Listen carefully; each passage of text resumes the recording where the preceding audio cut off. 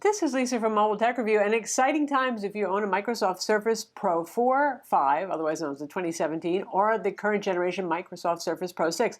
The only dock that we had available pretty much that used the Surface Connect was Microsoft's own dock, which is compact and nice looking. Started out being $199. You'll find it for a lot less these days, though, $150, $125.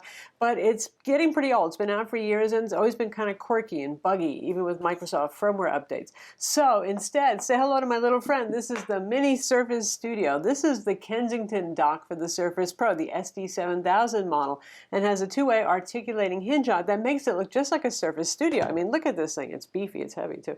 This is pretty clever stuff right here. So you can tilt it any way you want. You can drop it down like that. You can drop it down flat. The idea is you probably want to have it up higher, though, like this, because when you're using this docked as a desktop machine at work or wherever it is you're going to do it. Typically, such a teeny machine, you're going to want it raised up off the desk a bit because it's small, it's low, you get the idea. So you can do all that stuff. It has a magnetic area right here for the pen as well. And it's got a whole bunch of ports, which you would expect from a dock, right? It's got 4 USB 3.0 ports, the typical Type A. It has a USB-C. This is not display out USB-C, though. It's not USB-C alt mode. But still, you can use things like Samsung T5 fast SSDs, other USB-C peripherals. You get the idea. We have Gigabit Ethernet on board. We have an audio jack. And as you would expect from a Kensington product, there's a Kensington lock slot. So lock slot on the back of this, and there's a locking plug on the side. So it locks the Surface into this. In addition to the full-size DisplayPort on the back, you have an HDMI 2.0 port. The DisplayPort is 1.2. So this is a limitation of the Surface Connect. You could drive one 4K monitor at 60 Hz refresh rate, which is pretty much what we all want, or you can do two 4K monitors at 30 Hz. Again, it's a Surface Connect limitation, but you can still access the DisplayPort on the Surface if you want to get two 4K monitors at 60 Hz, if you're really living large.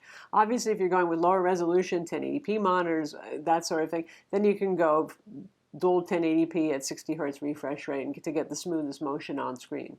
This ships with the exact same, and I mean the exact same 90-watt charger that you would get if you bought the Surface dock from Microsoft itself. So that's plenty enough power for a Surface Pro 6 and everything that it's going to be powering here. The USB-A ports support 900 milliamps out, so if you want to slow charge your phone, that sort of thing, give enough power to external portable hard drives, it can do all that sort of thing. So it's beefy, it's beautiful, it looks just like a mini Surface Studio, like I said. So what's the drawback of this product that was first announced in the summer of 2018 and is now just becoming available? It's $299, so this is not cheap, folks. It's kind of fair given the amount of docking capabilities you get. The beefiness, the dual articulating steel hinges here, all well done, particularly weighted so it's harder to push down. So if you're resting your hand on the screen, if you're writing, it won't go down. It's easier to pull it back up again. So it's fair, but yeah, it's kind of expensive, isn't it? In terms of reliability, it's been rock solid so far. No quirky behavior, none of the things that I've seen with Microsoft's own Surface dock, especially with wake-sleep issues. It's very easy to put this in. So there's just a little slider right over here. This is the thing that pushes the Microsoft Connect connector in. So you just pull this out, you drop it in, you got it like that, and that's all you have to do. It's pretty easy. It's plug and play. There's no drivers required. Kensington does have a dock app that you can use if you want, but I don't know that I would bother. The only thing it gives you is the ability to prioritize the Gigabit Ethernet over Wi-Fi, something that the machine does pretty well on its own anyway. I'm Lisa from Mobile Tech Review. Be sure to subscribe to our YouTube channel for more cool tech videos, including plenty of Surface coverage, and thumbs up if you like this video.